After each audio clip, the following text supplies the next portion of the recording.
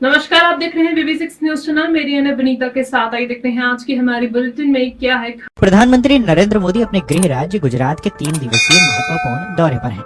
इस यात्रा की शुरुआत किसी सामान्य राजनीतिक कार्यक्रम से नहीं, बल्कि आस्था और अध्यात्म के केंद्र सोमनाथ मंदिर में शीश नवाने से हुई। आपको बता दें कि प्रधानमंत्री का यह दौरा केवल एक औपचारिक यात्रा नहीं रही, बल्कि यह विकास भी और विरासत भी उसके संकल्प का प्रतिबिंब है, जिसे लेकर वे देश को विकसित भारत 2047 की ओर ले जा रहे हैं। राजकोट में वाइब्रेंट गुजरात क्षेत्रीय सम्मेलन को संबोधित करते हुए पीएम मोदी ने न केवल भारत की बढ़ती आर्थिक ताकत का लोहा मनवाया, बल्कि सौराष्ट्र और कच्छ का भी जिक्र किया है। पीएम मोदी ने कहा है कि 2026 के आरंभ के बाद यह मेरा गुजरात का पहला दौरा है और सुखद इसलिए भी है क्योंकि 2026 की मेरी यात्रा सोमनाथ दादा के चरणों में सिर झुकाकर शुरू हुई और अब मैं राजकोट में इस शानदार कार्यक्रम में हिस्सा ले रहा हूँ, यानी विकास भी विरासत भी।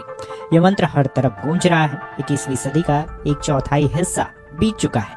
बीते वर्षों में भारत ने बहुत तेज प्रगति भी की है और इसमें गुजरात की आप भी सबकी बहुत बड़ी भूमिका है।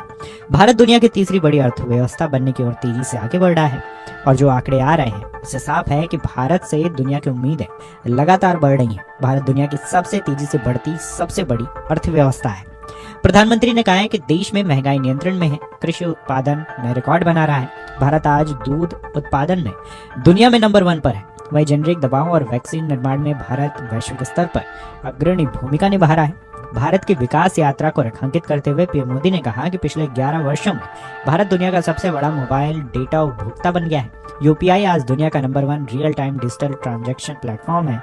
इसके साथ ही भारत दुनिया का दूसरा सबसे बड़ा मोबाइल मैन्युफैक्चर हब बन चुका है। उन्होंने कहा है कि भारत के पास अब दुनिया का तीसरा सबसे बड़ा स्टार्टअप इकोसिस्टम है।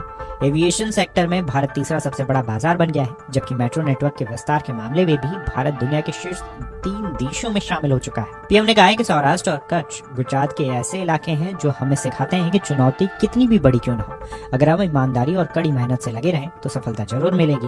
ये वही कच्छ है जिसने इस सदी की शुरुआत में एक विनाशकारी भूकंप का सामना किया।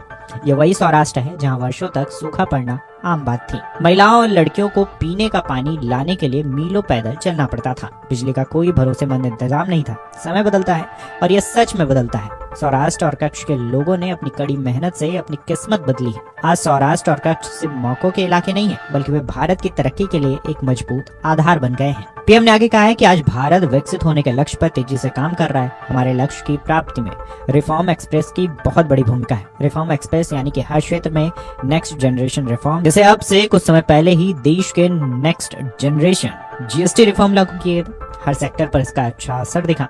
रिफॉर्म एक्सप्रेस पर सवार भारत ने बहुत बड़ा सुधार इंश्योरेंस सेक्टर में किया है। इसी तरह करीबन 6 दशक के बाद इनकम टैक्स कानून को आधुनिक किया गया।